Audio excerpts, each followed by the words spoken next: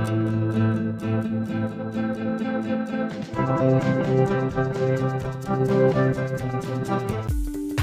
friends, welcome to the new video of Learn Psychology. Today we are talking about Ebbinghaus Curve of Forgetting.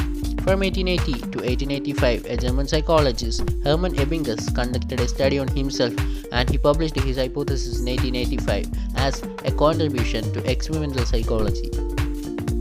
He studied the memorization of a list of nonsense syllables such as with, soft, and repeatedly testing himself after various time periods and recording the result. He plotted this result on a graph called the Curve of Forgetting.